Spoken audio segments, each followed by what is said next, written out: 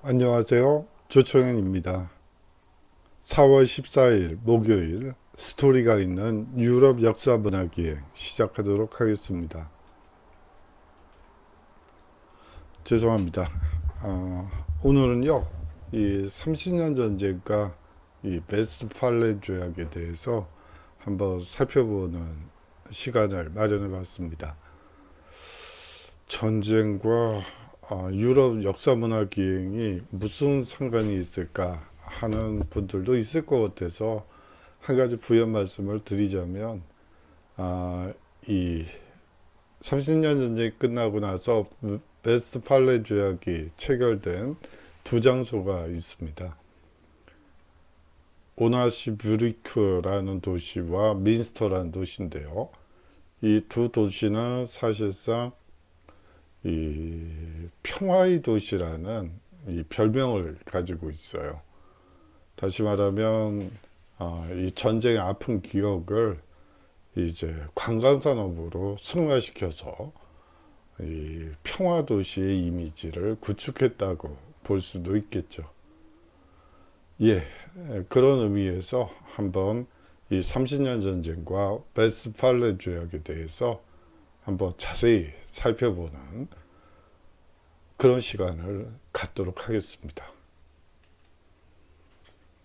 예, 오늘 강의는요, 이 30년 전쟁의 원인과 전개 과정을 뭐 그렇게 복잡하게 보다는 간단하게 살펴보고요.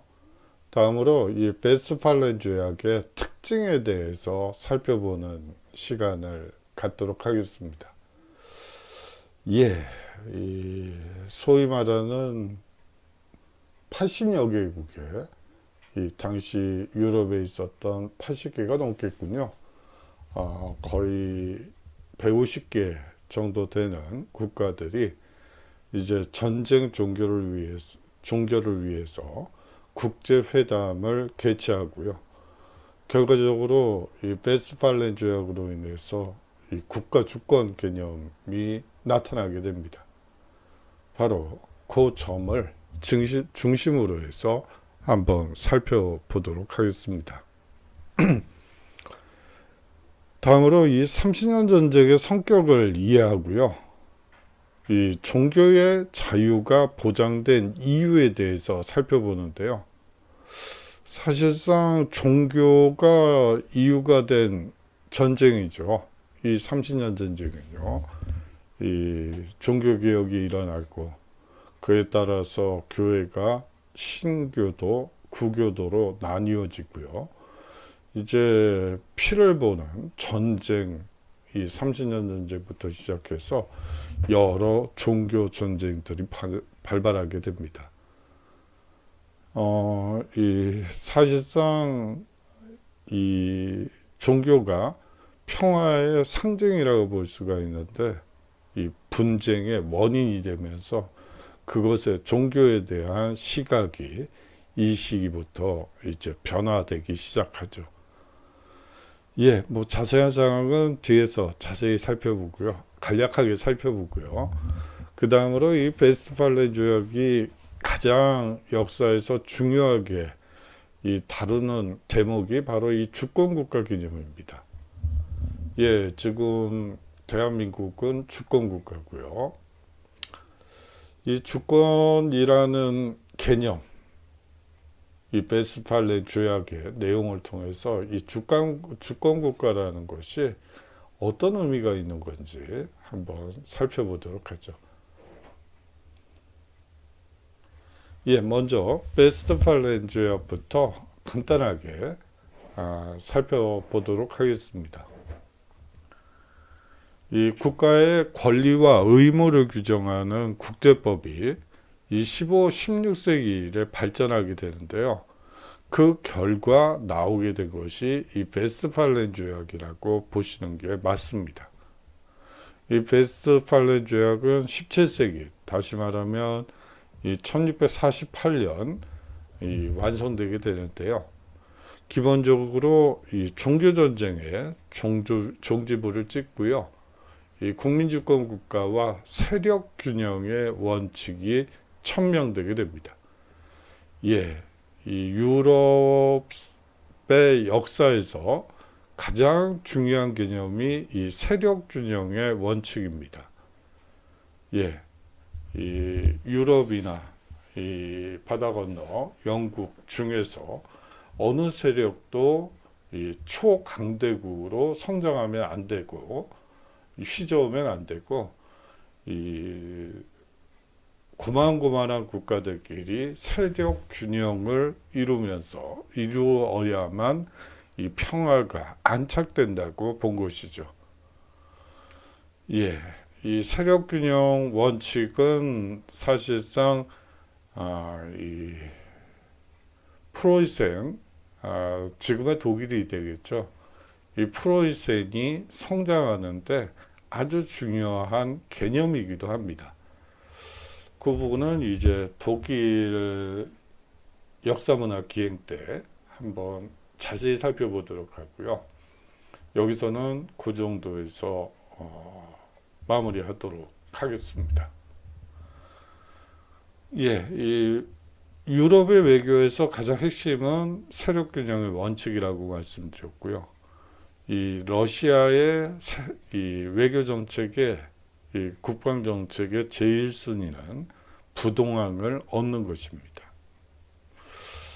제가 뭐 또 이 러시아 쪽은 되도록이면 안 건드리려고 했는데 뭐 우크라이나와의 전쟁도 있고 여러 가지 뭐 그런 면들이 있기 때문에 말씀을 드려야 되겠어요. 이 우크라이나 사태의 본질은 사실은 이 부동항을 얻으려는 이 전략, 러시아의 이 전략과 맞닿아 있습니다. 이 크림 전쟁이 있었죠. 이미 10년이 다 돼가죠. 뭐 크림 전쟁이 있었고요. 그것을 통해서 러시아가 이제 부동항인 흑해 부동항인 이 크림반도를 이제 점령하게 되죠. 지금 러시아가 관심 있는 지역들은 대부분 부동항 지역, 우크라이나의 부동항 지역을 중심으로 해서 이 점령을 확대하려는 전략을 쓰고 있고 영역을 확대하려는 전략을 쓰고 있는데 그것은 바로 17세기부터 이 러시아가 꿈꿔왔던 이 부동항을 얻어야만 한다. 이 외교와 국방의 핵심 제일 원칙이죠. 예, 그 점을 이해하면 우크라이나 사태를 보다 더 여러분들 나름대로의 식견을 가지고 얘기할 수 있기 때문에 그 정도로 말씀을 드리겠습니다. 또 하나 이제 블라디보스톡만 하더라도 부동항이 아니죠. 이 얼음이 얼어서 한 2, 3개월 동안은 항구로서의 기능을 하지 못합니다. 이 동쪽으로 시선을 돌려서요. 그런데 이제 거기서 블라디보스톡에서 이제 서남쪽을 보면 어디가 있죠? 예, 바로 한반도가 있죠. 한반도는 아주 전형적인 부동항 지역입니다. 그렇기 때문에 항상 러시아가 우리나라를 향해서 우리의 힘이 약해졌을 때 항상 관심을 갖는 이유는 이 우리나라 한반도 전체가 부동항 지역이기 때문이죠. 예, 국력을 뭐 계속 유지를 해야지 만약에 우리의 국력이 조금이라도 낮아지고 국력이 약해지고 또 뭐 이 남북 간에 문제가 생긴다거나 아니면 우리나라 내에 문제가 생기면 언제든지 개입하고 싶어서 이 몸이 달아있는 국가라고 볼 수가 있죠. 제가 옆으로 많이 돌아갔네요. 다시 베스트팔렌지역으로 돌아가도록 하겠습니다. 주로 이 30년 전쟁은요, 이 독일 땅에서 벌어진 참혹한 국제전이고요. 이 무려 30년 동안 지속되었습니다. 그런데 여기서 좀 사실은 틀린 표현이 있어요. 이 독일이라는 표현입니다. 이 30년 전쟁이 일어난 지역은 이 독일, 지금의 독일이라고 표현하는 건 맞죠. 지금의 이 독일 지역이라고 보시면 되고요.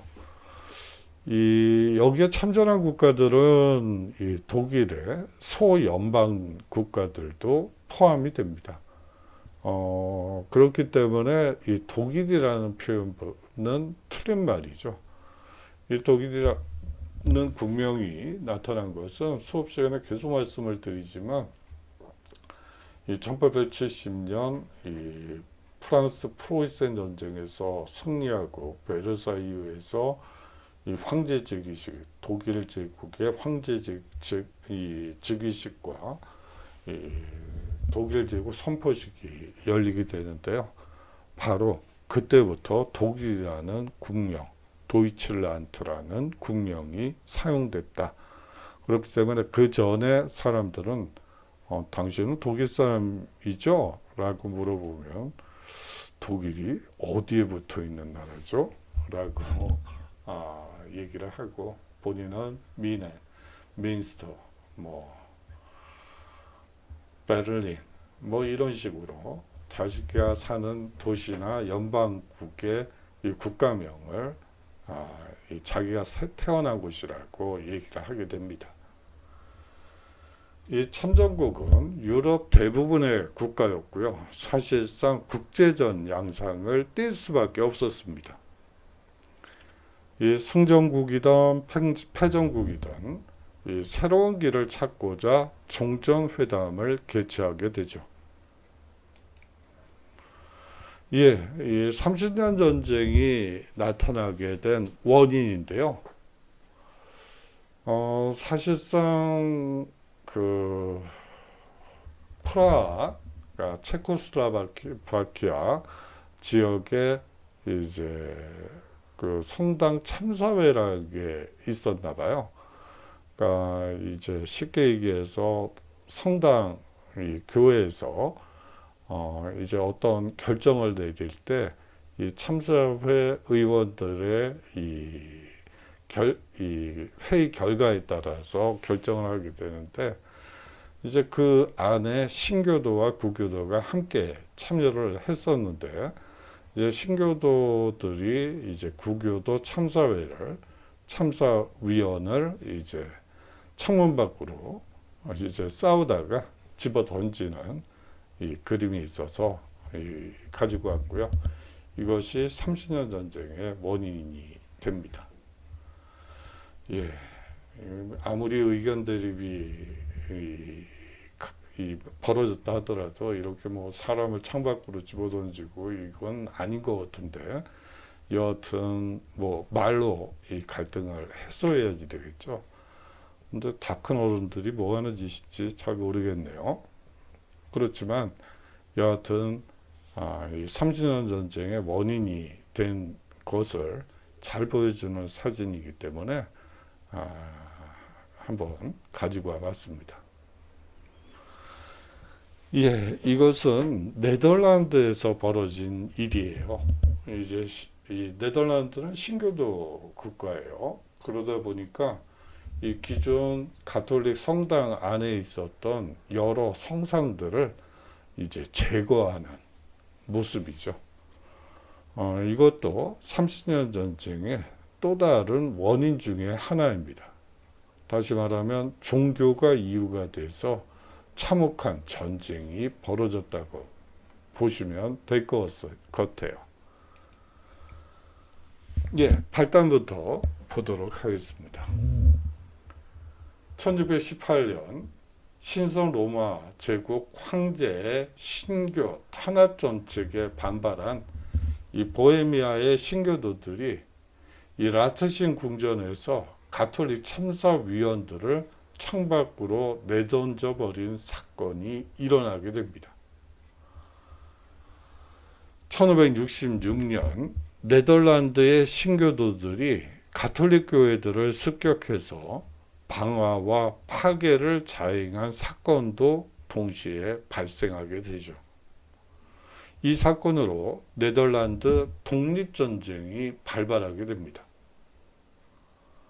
이 베스트팔렌 조약은 30년 전쟁의 국가이기도 했던 네덜란드의 독립을 승인하는 조약이기도 했기 때문에 이 경우에 따라서는 80년 전쟁으로 보는 입장도 있는데요.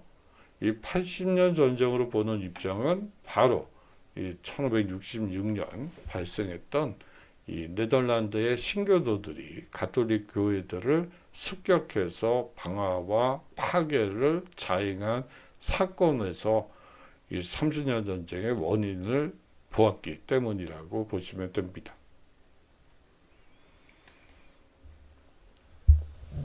예, 이 배경 어떻게 보면 이 가까운 원인을 살펴봤다면요, 이제 그 먼 원인을 한번 살펴보도록 하죠. 16세기 초에 이 종교개혁 과정의 전쟁은 이 아우구스부르크 종교 화의로 이제 종결되게 됩니다. 이 아우구스부르크 종교 화의는 루터의 종교개혁 이후에 이제 독일 지역에서 이 루터파 신교를 믿는 군주들과 이제 가톨릭을 믿는 이 그 영주들 사이에 이제 전쟁이 발생하게 되죠. 이 끝없는 내전에 지친 이 신교도와 구교도들은 아우구스부르크 종교 화해를 통해서 전쟁을 종결시키려고 합니다. 그 결과 나온 것이 바로 이 아우구스부르크 종교 화의고요. 그 내용을 들여다보면 사실상 이 국가 지배자의 종교를 모든 백성이 따르도록 규정되어 있었죠. 예, 이 백성들의 종교가 무엇이든 간에 그것은 별 의미가 없고 이 국가 지배자의 종교를 무조건 따라야 하는 것으로 규정을 했습니다. 아울러서요, 당시에는 루터파뿐만이 아니고 칼뱅파라든지 찌븐글리파라든지 여러 신교파들이 있었음에도 불구하고 이 루터파 이외의 종교는 인정하지 않았죠. 이 칼뱅파를 비롯한 다른 교파의 반발을 살 수밖에 없었습니다. 서로를 악마의 종들로 여기고 거리낌 없이 살육을 저지르는 종교 전쟁의 시대로 접어든 것이죠. 예, 이 전쟁 중에서 가장 참혹한 전쟁이 바로 이 종교를 명분으로 한 전쟁들입니다. 그건 정말 사람을 죽이고 나서도 어떤 꺼리낌도 없어요. 세상에 어떻게 사람으로 태어나서 어떻게 저런 짓을 할 수 있지? 그런 짓을 저질러 놓고도 자기가 잘못했다고 생각하는 사람은 하나도 없어요. 이 종교가 이 전쟁의 빌미가 되는 순간 그런 참혹한 현상은 더 이상 말씀드리지 않으셔도 그 참상은 아실 수 있을 거라고 생각이 듭니다. 예, 그 참상을 보여주는 그림이 있어서 한번 가지고 와봤어요. 예, 종교가 다르다는 이유만으로 이렇게 되는 거죠. 참 어떻게 이럴 수가 있죠? 사람으로 생겼어요. 이 모습을 보세요. 그래도 당신도 우리들 때문에 죽어서 하늘나라로 갈 수 있다. 이런 식으로 얘기하고 있을 것 같네요. 아니, 어떻게 그렇게 얘기할 수가 있죠? 사람으로 태어났어요? 그래요. 어떤 전쟁도 참혹하지만 이 종교를 비밀로 한 이 전쟁만큼 참혹한 전쟁은 없는 것 같습니다. 예. 그런데요, 이 종교, 이 두 번째 이유는 국익이라는 관점입니다. 이 국익이라는 관점은 이 30년 전부터 등장하기 시작한, 어떻게 보면 당시를 기준으로 해서는 아주 생소한 개념이죠. 그래요. 이 신성 로마 황제, 그리고 이 신성 로마 황제는요, 사실상 교회의 수호자라는 중세 이래의 정치적 역할을 내세워서 이 신교를 믿는 지역과 지역 영주를 탄압하며 이 황제권 강화를 아주 맹렬히 시도했었죠. 황제의 직접 간섭을 못마땅하게 여겼던 이 지방 분권의 통치자 입장에서 이 종교전쟁은 황제권에 저항할 수 있는 좋은 계기가 되었습니다. 예, 세 번째 이유는요, 이 기후변화와 전쟁 사업입니다. 뭐 기후변화는 뭐 그렇다 치지만 전쟁 사업이란 말이 여러분들이 아주 낯설게 느껴지실 것 같아요. 예, 이 16세기 초가 되면요, 저번에도 말씀드린 것처럼 지구 한랭화로 이 이상기후 현상이 아주 돌출되게 됩니다. 이 지구는 균형을 유지하기 위해서 온난화 되기도 하고 한랭화 되기도 하죠. 이 대표적인 지구 한랭화 시기는 14세기와 17세기였다고 합니다. 이 17세기에는 그냥 거의 지구 온도가 1년에 평균 온도가 1도씩 떨어지는 현상이, 연평균 기온이 1도씩 떨어지는 그런 지구 한랭화 현상이 벌어지기도 하죠. 지금 우리나라에서는 지구 온난화에 대한 대책을 세우느라고 여념이 없어요.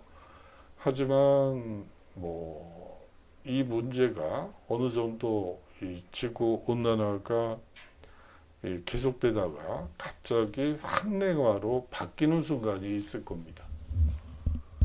역사적으로는 그랬어요. 사실은 이 역사 현상으로 봤을 땐 지구 온난화보다 더 무서운 게 지구 한랭화예요.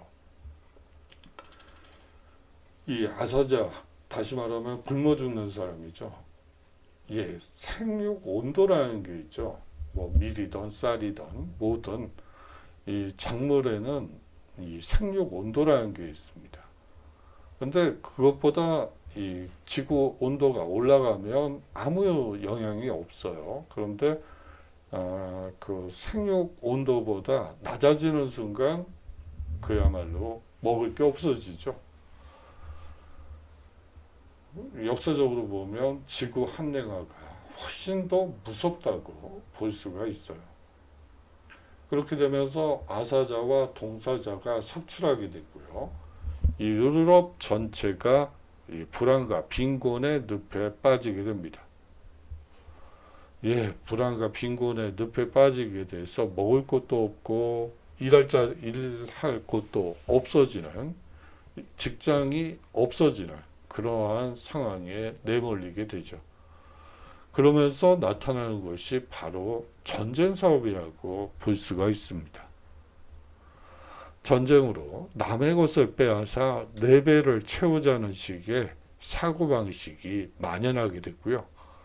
이 군주들은 승리를 담보로 군비를 마련하고 이웃 국가를 침략하게 됩니다.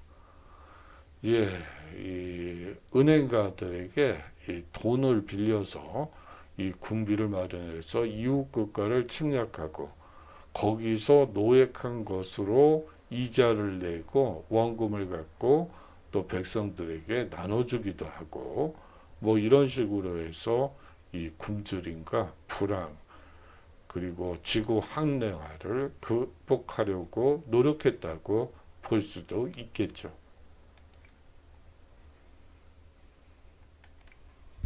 예, 이 30년 전쟁에 한번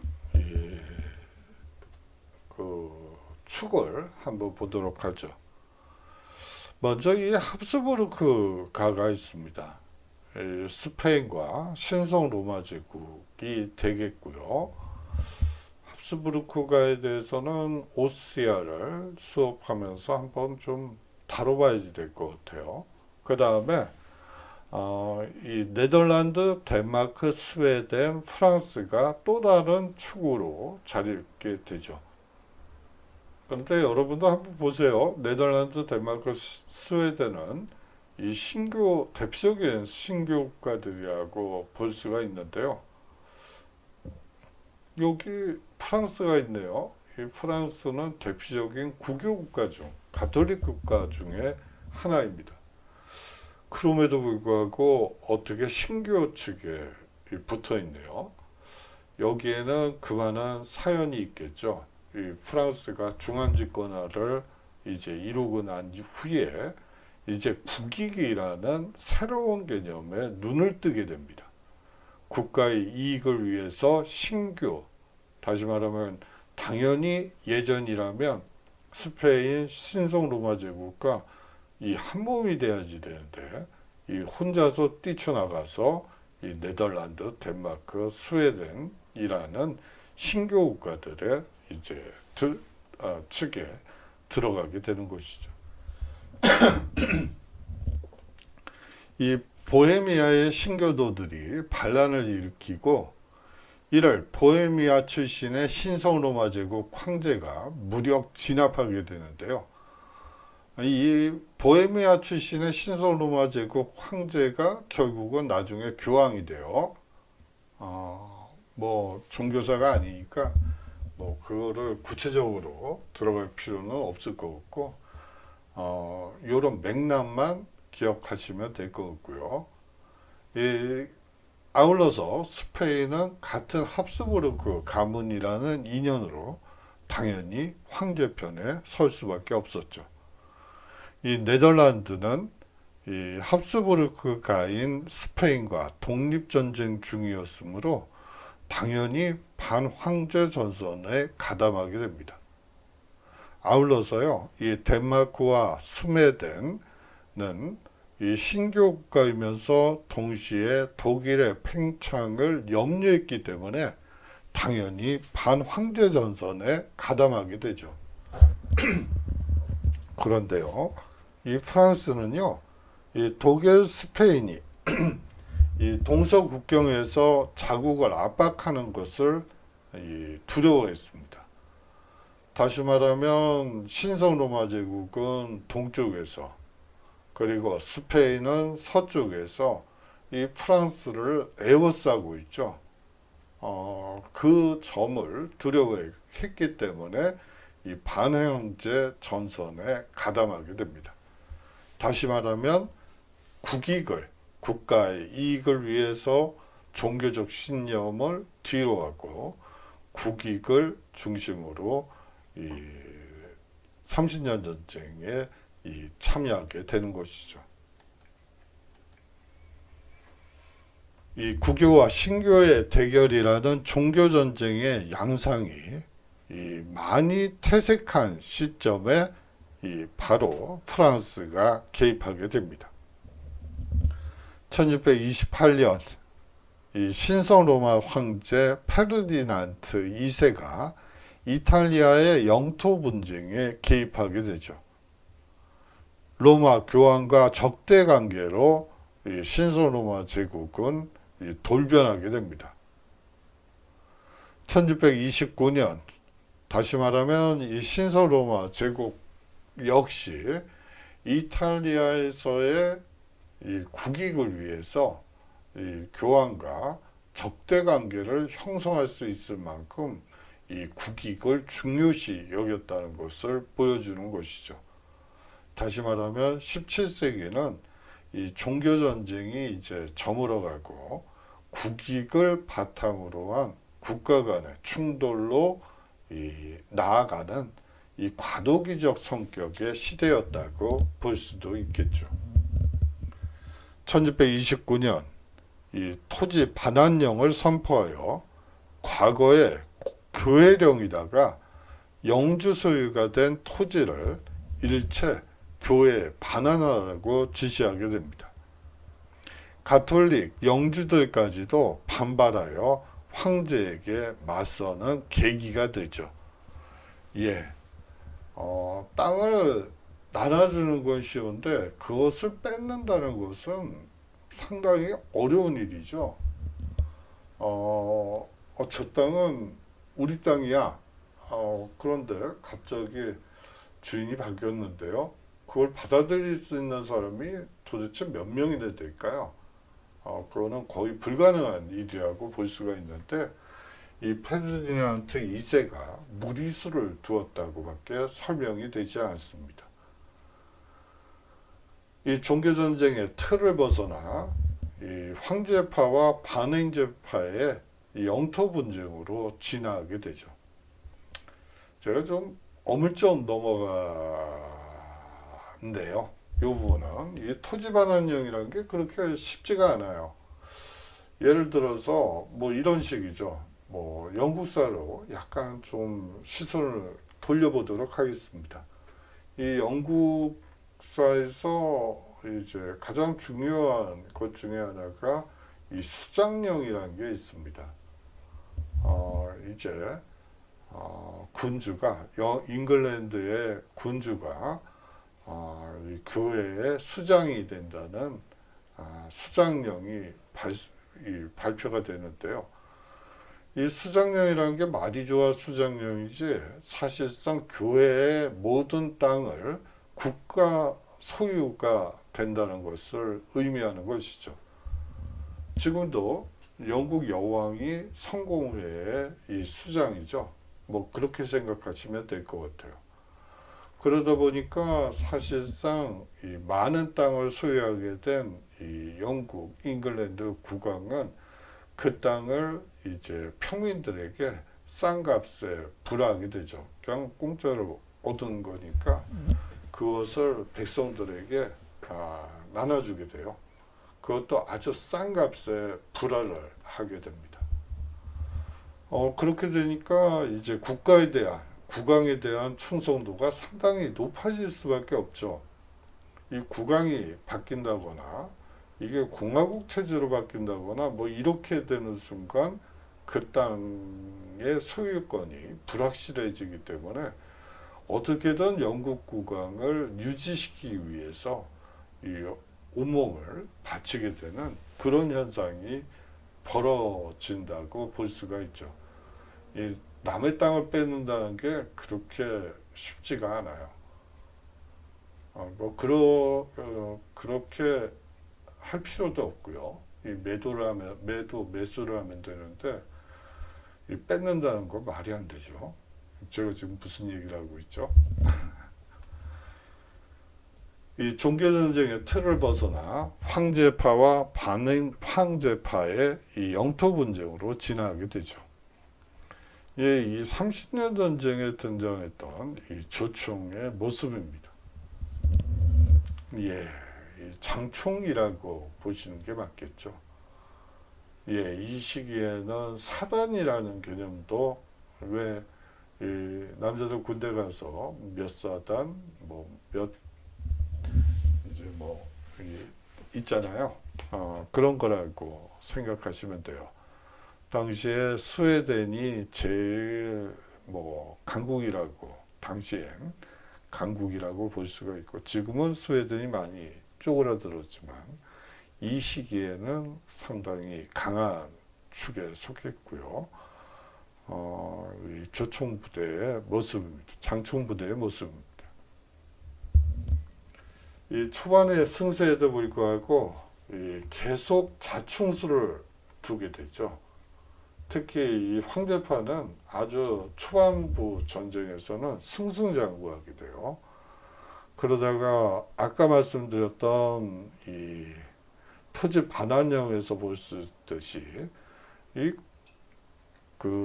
사실 계속해서 전쟁을 몰아갔으면 이길 수 있었던 전쟁이었는데 저런 쓸데없는 규칙을 만들게 되면서 이 자충수로 황제파가 불리해지게 되죠. 거기다가 이 1631년에서 1632년에 이 스웨덴의 구스타프 아돌프가 이 황제파의 발렌슈타인을 격파하게 됩니다. 이 구스타프 아돌프라는 사람은 전쟁사에서 상당히 중요한 이 사람이에요. 소위 말하는 사단이라는 개념을 만들어낸 이 전쟁 이 부대 편성에 있어서 상당히 중요한 사람이고요. 이 보병대라는 보병대가 아니고 여하튼 이 전쟁사에서는 아주 연구 대상이 되는 이 사람이라고 볼 수가 있고요. 뭐 이 장총의 경우에도 이 연발이 가능하게끔 이 한 세 줄, 네 줄로 이 도열하게 한 뒤에 일진이 이제 총을 쏘고 다시 이진이 앞으로 나가서 총을 쏘고 이 장전하는데 시간이 많이 걸리니까요. 예전 총들은 그런 식으로 해서 연발이 가능하도록 이 군대를 편성했던 사람이기도 합니다. 거듭 말씀드리지만 전쟁사에서는 아주 중요한 사람이라고 볼 수가 있고요. 이 1635년에 프랑스가 본격적으로 참전하면서 이 황제파는 계속 내밀리게 됩니다. 1637년 프랑스는 네덜란드와 동맹을 맺고 이 반황제파의 중심국으로 부상하게 되죠. 1640년 포르투갈이 스페인에서 분리 독립하게 됩니다. 스페인은 이 네덜란드와의 전쟁에서조차 패색이 짙어져서 황제를 도울 여력조차 없었죠. 황제는 이 평화조약을 체결하여 이 전쟁을 마무리하려 하게 됩니다. 예, 전쟁이 벌어지면 민간인들이 아주 고생이 많죠.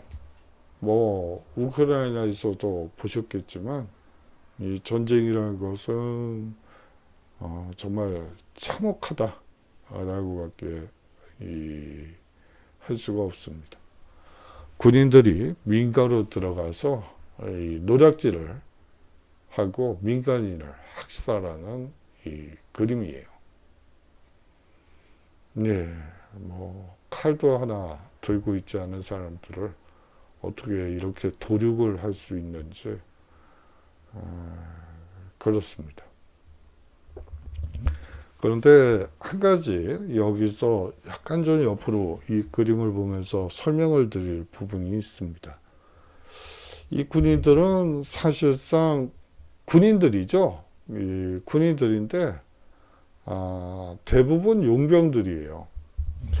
우리가 보통 이 절대 왕정의 이 근간이 되는 것이 상비군과 관료제라는 표현을 씁니다.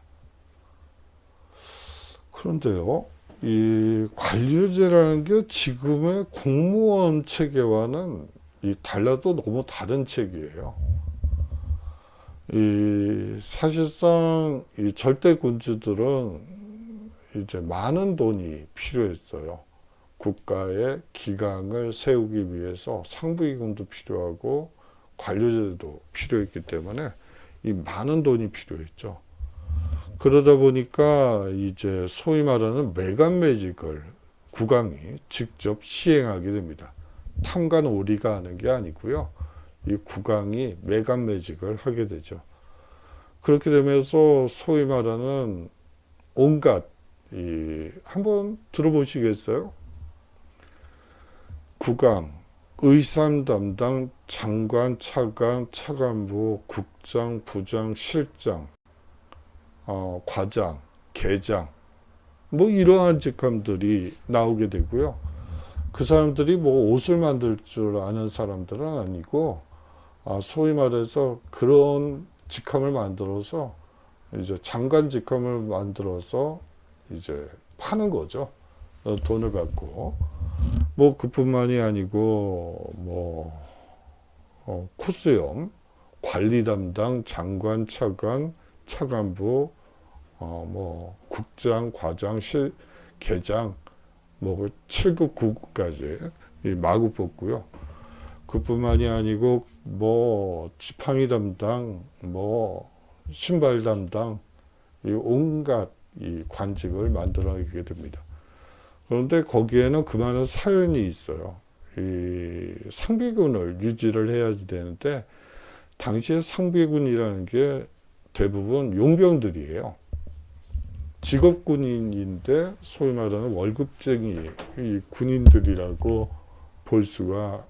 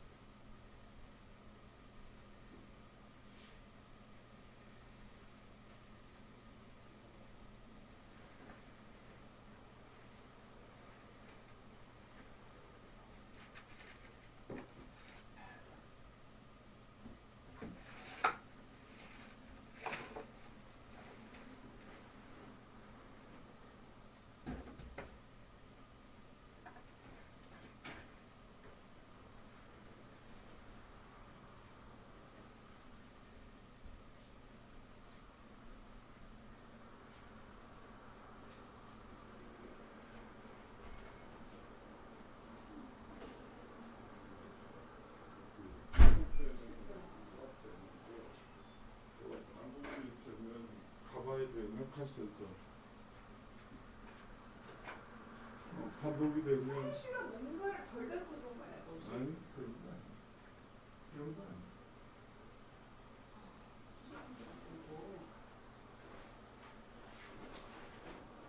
아니 그러니 평일날 그런 일이 벌어지면 어떡하느냐 그러봐. 자기가 조철치는 거 뭐니? 오늘 열어보는 거 진짜 다시 한번 물어보고. 다시 받고. 아 어떡하니.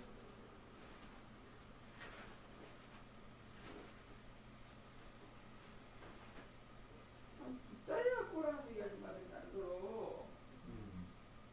이상한데.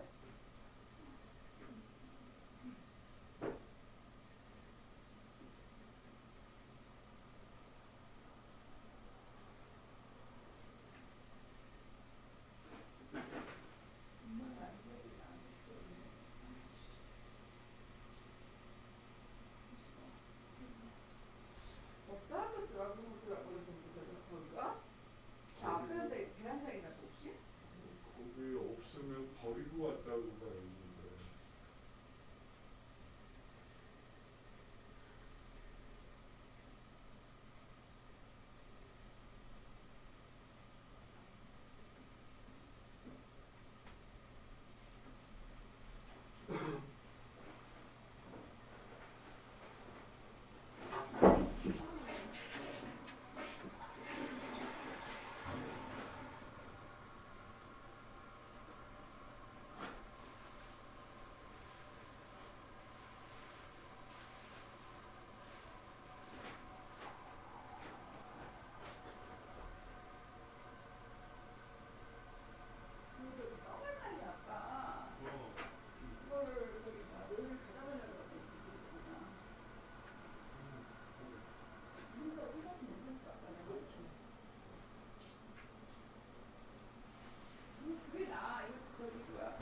음.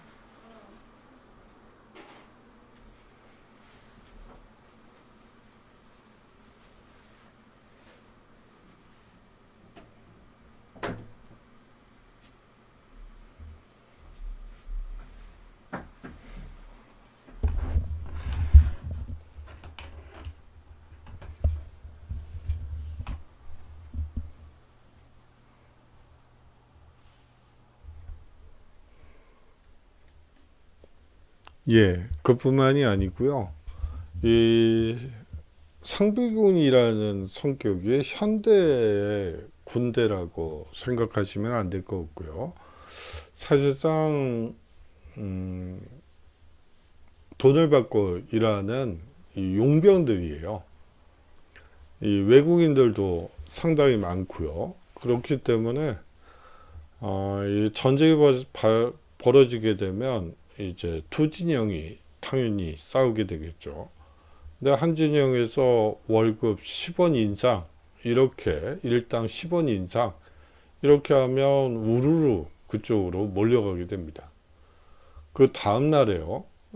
상대 측에서 100원 인상 안을 내놓는다고 하죠. 그러면 또 우르르 그쪽으로 간단 말이죠. 그러다 보니까 결국은 누가 더 많은 돈을 가지고 있느냐가 전쟁의 승패를 결정하는 중요한 관건이 됩니다. 그렇기 때문에 이 매간매직, 아까 말씀드렸던 의상 담당, 뭐 신발 담당, 뭐 지팡이 담당, 이런 장관, 차관, 뭐부터 시작해서 구급 공무원까지 뽑게 되는 거고, 그렇게 되는 것이죠.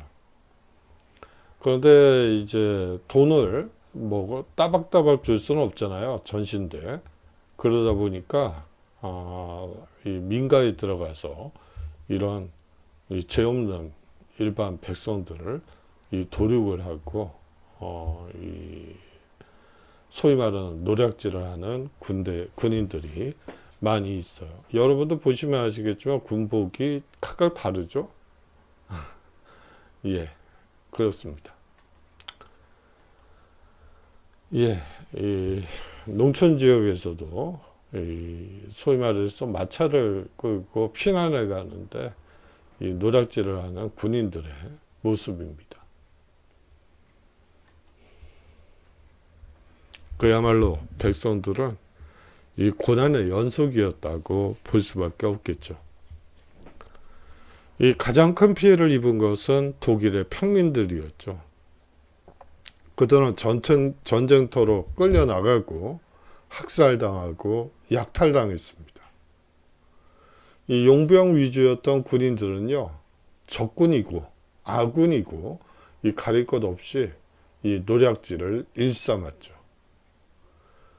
이 30년 전쟁이라는 국제전의 소용돌이 속에서 이 독일 평민들이 밤낮으로 꿈꾸었던 것은 그야말로 종전일지도 모릅니다. 정식으로 이 평화조약 체결 교섭에 들어갔지만 조약이 성사되기까지 3년이라는 긴 세월이 필요했습니다. 예, 이 평화조약 혹은 종전회담이라는 것은 많은 시간이 필요로 하죠. 뭐 결과적으로 나오는 조약문이라는 것은 몇 줄 안 됩니다만 그거 하나하나를 이 결과를 도출해내기 위한 이 회담은 지난하기 짝이 없죠. 이 6.25 전쟁의 경우에도 이 종전회담이 이 상당히 긴 시간 동안 계속됐죠. 그거를 연상해 보면 쉽게 이해가 될 것 같아요. 그런데 그렇게 길어진 이유 중에 하나는요, 이 당사자들이 너무 많았다는 점도 중요합니다. 예를 들면요, 앞서 얘기한 바대로 이 프랑스, 네덜란드, 스웨덴, 스위스, 이 교황령, 스페인 등이 이 각자의 입장을 주장했고요. 이 독일 측 참여자는 더 많았어요. 이 신성 로마 황제 이외에도 이 독일 안에 이 독립국가로 있었던 66개의 공국들입니다. 물론 공국들 숫자는 66개는 아니에요. 이 180개가 넘죠. 당시에. 그런데 중요한 공국들만 66개국이 참여하게 됩니다. 각국은 신성 로마 황제의 힘을 축소시키는 데는 어느 정도 합의를 봤어요.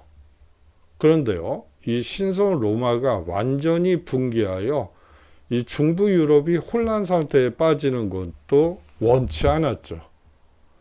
이러한 입장은요, 이 앞서 얘기한 신교 국가들 뿐만이 아니고 이 독일의 공국들도 마찬가지였습니다. 선전국들은 독일 영토를 원하면서도 동시에 신성 로마 제국의 제후국이 되려는 경우도 많았죠. 예, 신성 로마 제국의 제후국이 돼서 결과적으로는 신성 로마 제국의 황제권에 도전하려는 이 국가들도 많았습니다. 예, 그러한 입장을 한번 볼까요? 스웨덴은 신성 로마 제국의 제후국이라는 조건으로 이 독일 측 포메른 일부를 획득하게 됩니다. 신성 로마 황제 위에 스웨덴 국왕이 올라 이 스웨덴과 독일을 합친다는 구상이었고요. 예, 만약에 스웨덴이 이 구상대로 이 역사가 굴러갔다면 아마 스웨덴의 역사가 지금 같지는 않을 거예요.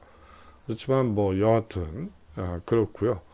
이 프랑스는 신성 로마 제국의 제후국을 조건으로 이 알자스 로렌을 차지하려고 하게 됩니다.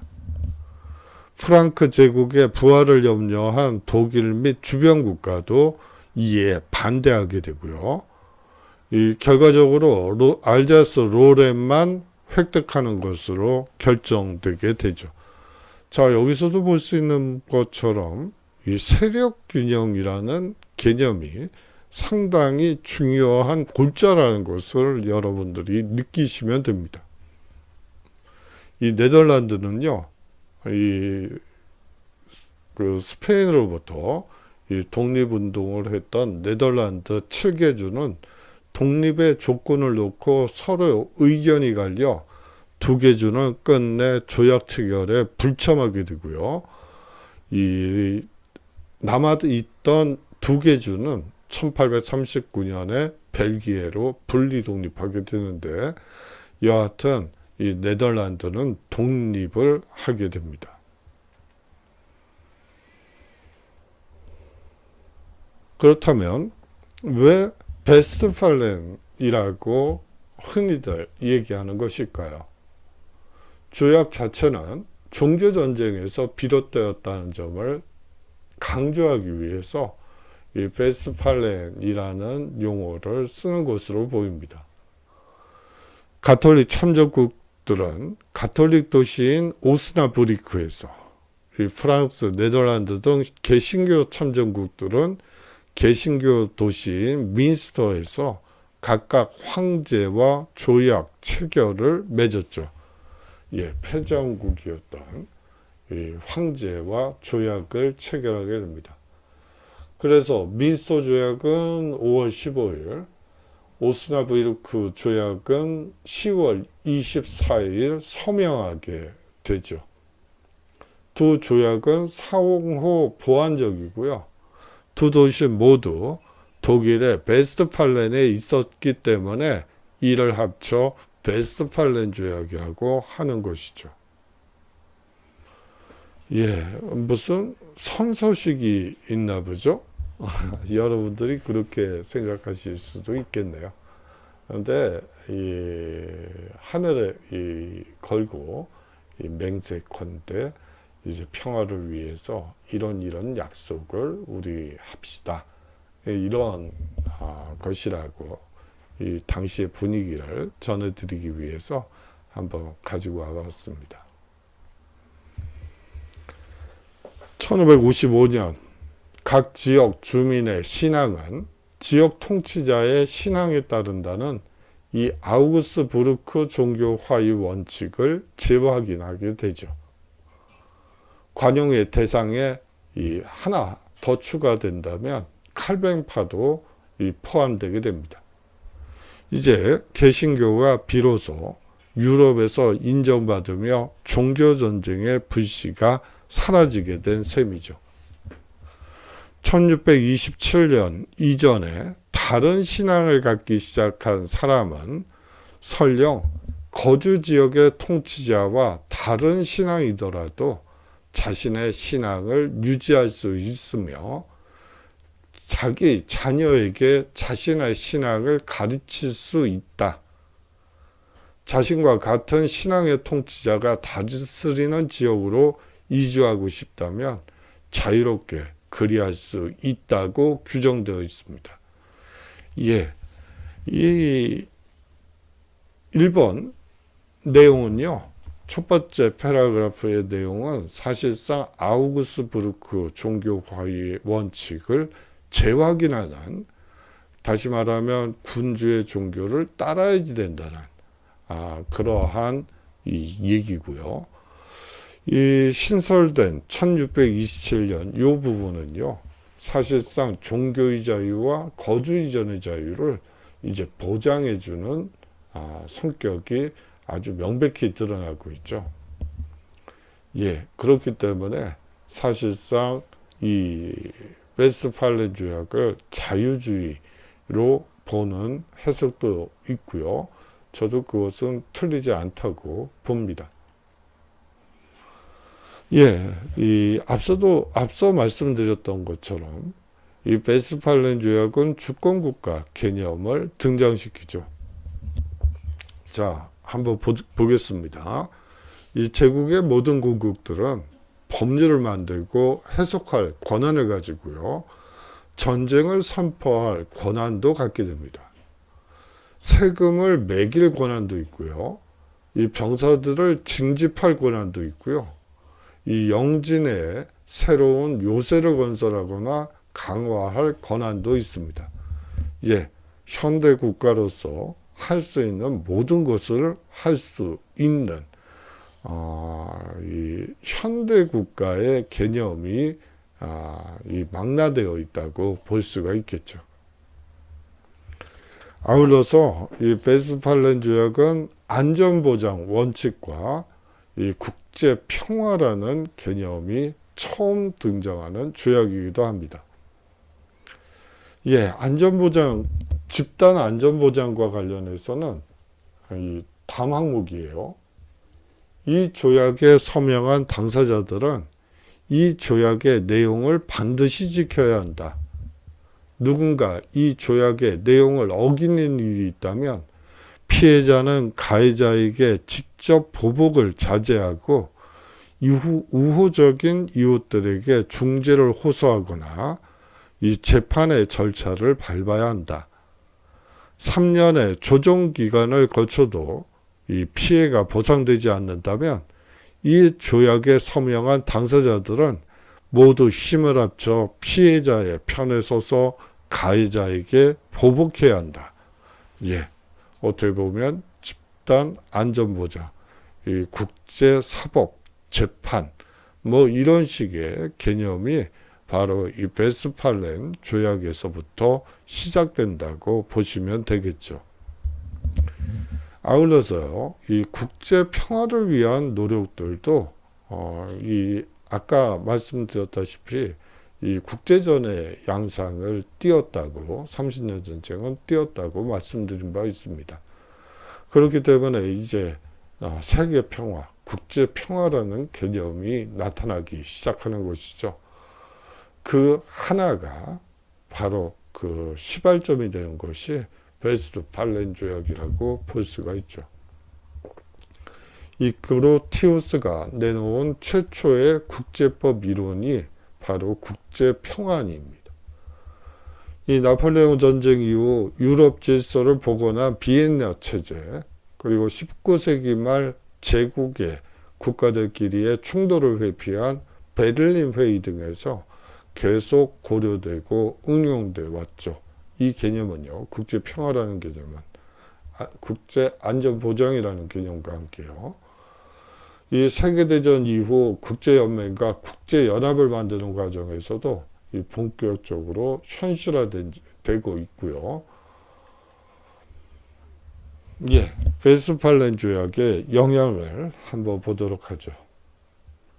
이 베스트팔렌 조약이 유럽에 미친 직접적인 영향은요, 이 독일, 스페인 세력의 몰락입니다.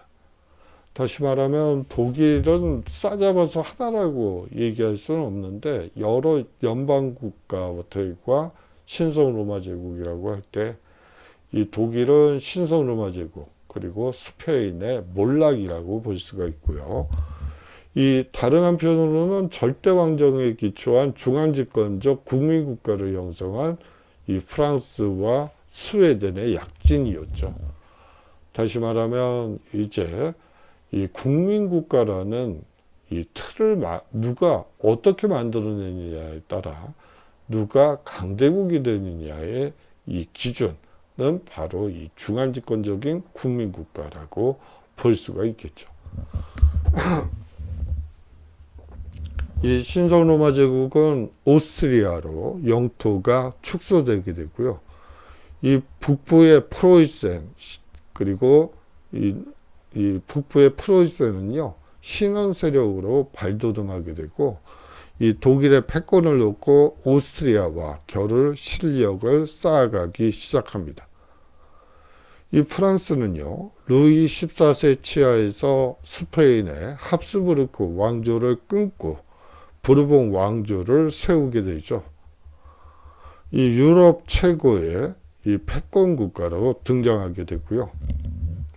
이 스웨덴은 북유럽의 패자로 이 우뚝 서게 됩니다. 물론 곧 이 무리한 군국주의 발전 시도로 한계에 부딪히긴 하지만요.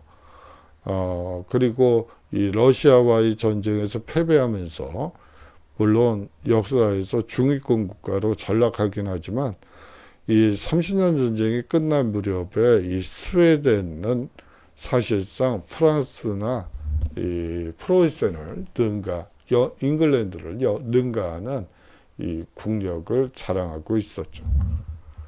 네덜란드는 그토록 염원하던 독립을 성취하게 되고요. 이 이후 프랑스와 스웨덴이 강력해지는 바람에 이 대륙 패권 경쟁에는 손을 떼게 되고요. 이 해양 무역 국가로 이 발전해서 사실상 이 세계 1등 이 무역 국가로 이 발돋움하게 됩니다. 예, 베스트팔렌 조약 이후를 한번 살펴보도록 하죠. 이 베스트팔렌 조약이 체결된 이후에 이 중세적 질서가 빠르게 소멸하게 됩니다. 이 중세적 질서가 빠르게 소멸한 뒤에 소위 말하는 근대적인 국가의 틀이 만들어지기 시작하죠. 유럽 각국은 절대 왕정과 국가 권력을 강화하게 되고요. 이 과학기술과 이 자본주의 발전이라는 역사적 발전 단계에 접어들게 됩니다. 이 주권 평등의 원칙, 주권 절대성의 원칙, 내정 불간섭의 원칙 등 사실상 근대 국가의 틀을 갖춰 나가는 이 순간이라고 볼 수가 있겠죠.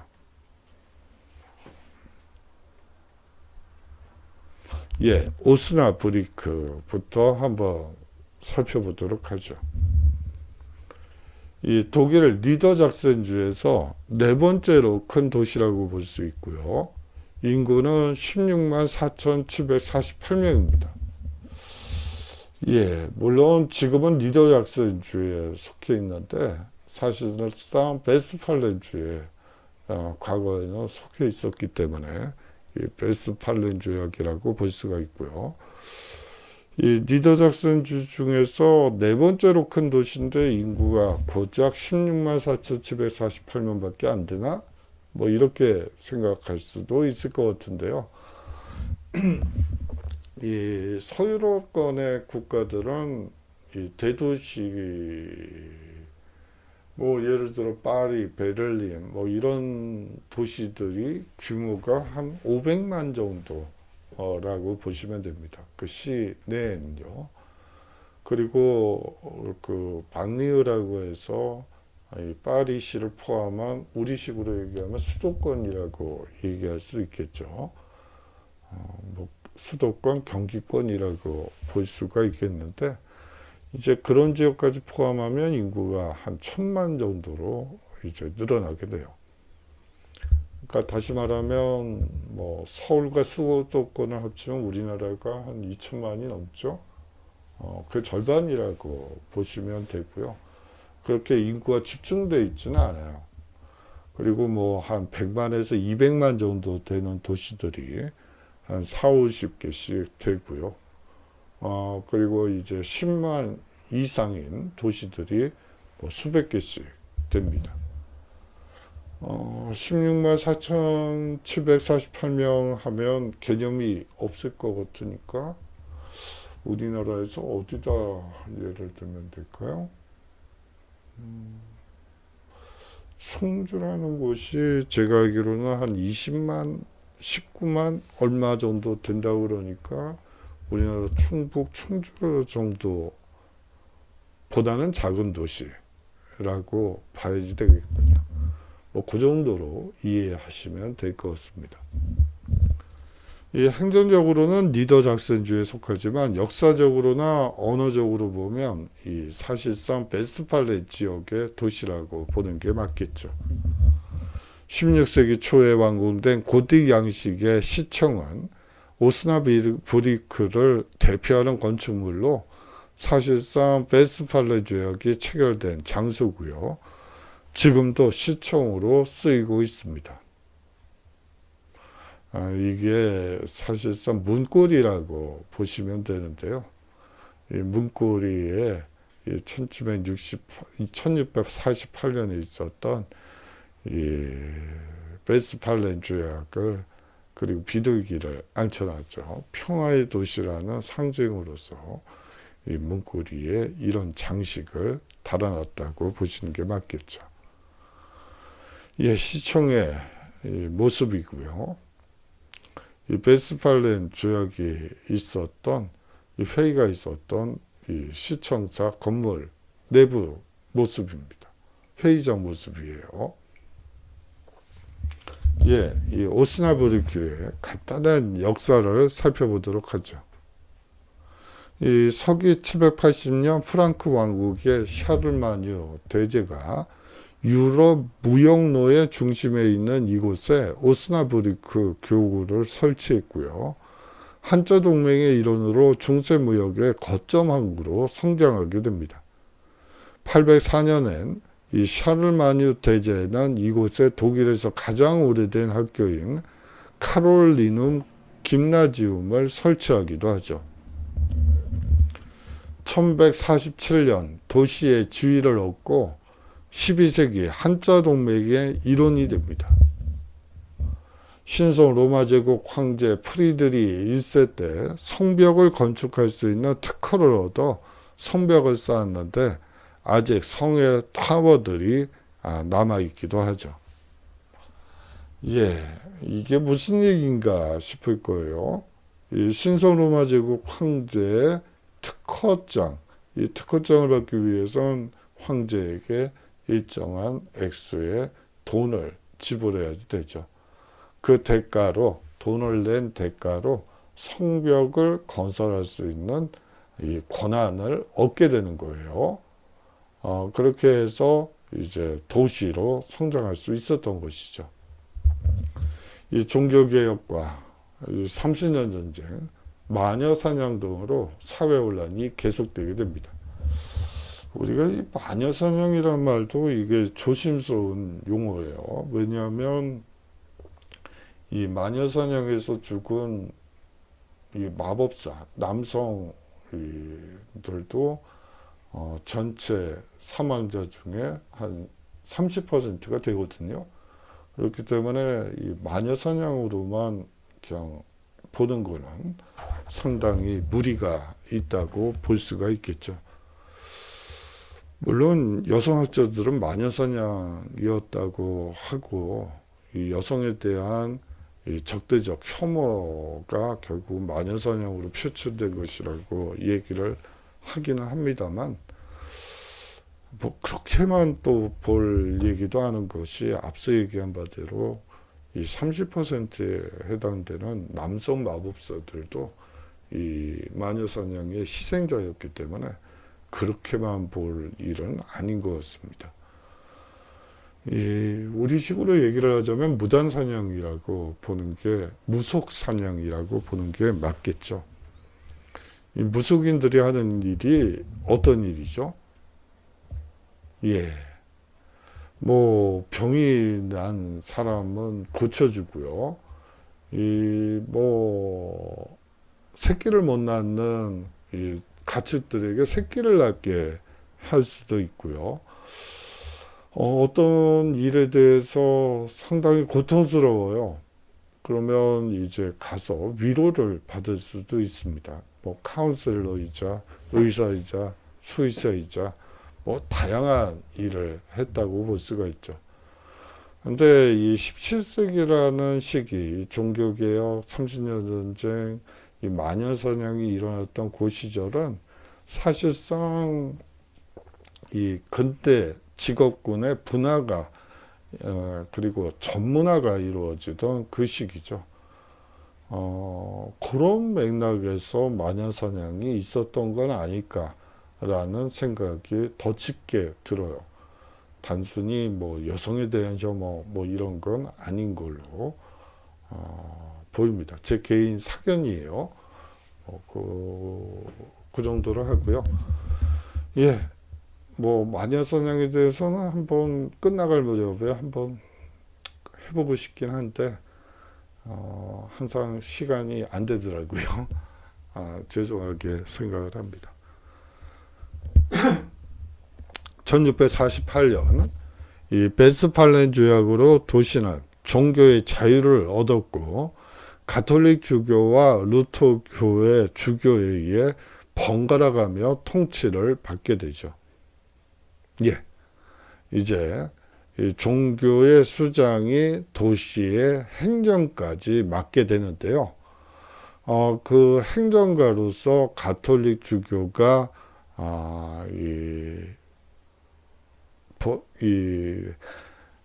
시장이 되기도 하고 루터교 주교가 시장이 되기도 한다는 얘기죠. 그리고 매번 번갈아 가면서 통치를 하게 됩니다. 그야말로 종교의 자유, 이 관용이라는 새로운 개념이 등장했다고 볼 수가 있겠죠. 예, 다음으로 이 또 하나의 이 베스팔렌 조약의 또 하나의 축이었던 민스터에 대해서 살펴보도록 하죠. 이 민스터 역시 793년 샤를마뉴 대제가 이 기독교를 전파하기 위해 루드거를 선교사로 보내게 되는데요. 그를 첫 민스터 주교로 임명하게 됩니다. 850년 첫 성당과 주교 집무실이 세워지고 도로, 시장, 도서관, 학교 등이 건설되면서 민스터는 중요한 지역 중심지로 부상하게 되고요. 이 중세시대에 접어들어 이 민스터 주교령은 한자 동맹의 주요 일원이 됩니다. 여러분들 한자 동맹 그러니까 좀 생소하시죠? 뭐 지금까지 남아있는 용어들이 있긴 해요. 뭐 예를 들어 독일 국적항공사인 루프트한자에서 뒤에 그 루프트한자의 한자는 이 한자 동맹의 유산이라고 볼 수가 있겠죠. 1648년 베스팔렌 조약으로 민스터는 가톨릭만 인정되는 주교령으로 환원되게 됩니다. 이 민스터는 1815년 비엔나 조약으로 프로이센 왕국에 나중에 편입되게 되죠. 예, 30년 전쟁의 결과물이었던 이 베스트팔렌 조약 350주년 기념 우표입니다. 예, 제가 이 오늘의 과제라고 해서 내놓는 것들이 있습니다. 여러분들이 이 부분을 보고 이거를 어디다 올려야 되죠? 하고 물어보시는 학생들도 있는데요. 사실은 이번 주에도 과제를 굳이 받지는 않겠습니다. 제가 내드렸던 그 중간 레포트 그리고 이제 기말 레포트도 하나 내드릴 예정이에요. 그거를 가지고 평가를 하는 게 좋을 것 같아서 여러분들이 이 오늘의 과제라고 돼 있는 부분은 한번 생각을 해보라는 뜻에서 내는 거니까 그거를 어디다 내느냐고 묻지 마시고 한번 생각을 이런 부분에 대해서 해보시는 게 좋지 않을까 해서 내드린 거라고 생각하시면 됩니다. 이 평화의 도시로 유명한 오스나브리크 그리고 이 민스터는 이 베스팔렌 조약이 체결된 장소라는 점을 강조한 관광상품에 속한다고 볼 수가 있죠. 이처럼 유럽에서 잘 알려진 평화도시들 가운데 한 곳을 선택해서 주요한 볼거리를 정리해 보면 어떨까 하는 생각이 들어서 오늘의 과제로 한번 만들어 봤는데 굳이 작성하실 필요는 없고 과연 이 평화 상품이라고 볼 수가 있겠죠. 뭐 우리나라에도 있고요. 그러한 것들을 한번 이 머릿속으로 정리해 보시라는 의미에서 이 출제한 거라고 보시면 되겠죠. 예, 장시간 동안 수업 들어주셔서 감사하고요. 다음 주에도 정말 요 근래 그 수업을 나가는 대학들이 있는데요. 근데 보면 코로나 환자가 많긴 많더군요. 많다고 얘기할 수밖에 없어요. 그래서 저도 또 문자가 날라와요. 수업이 끝나면 수업 들었던 학생 중에 5명이 콜레라니까 키트를 활용해서 자가 검진을 해보고 뭐 그렇게 해라 뭐 이렇게 나오죠. 그래서 뭐 학교 갔다 온 다음 날 그리고 그날 항상 이제 체크를 해보는데 뭐 저는 계속 음성이네요. 뭐 한번 걸려버리는 게 나을 것 같긴 한데 좀 자유로워질 것 같아서 낫긴 한데 그리고 뭐 돈이 또 제법 쏠쏠이 들더라고요. 자가진단 키트 하다 보니까 이 거의 5일에 일주일에 5일간은 무조건 자가 키트로 검사를 하다 보니까 좀 쏠쏠하게 들더라고요. 그래서 그냥 차라리 걸려버리는 게 낫나 하는 생각도 좀 들긴 하더라고요. 근데 뭐 안 걸리는 게 낫죠. 여러분들도 지금 환절기고 그 일교차가 상당히 심해요. 건조하고요. 아주 감기 걸리기 딱 좋은 날씨입니다. 이,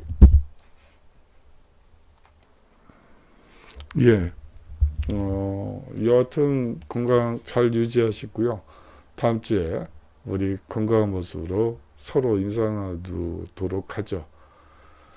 예, 안녕히 계십시오.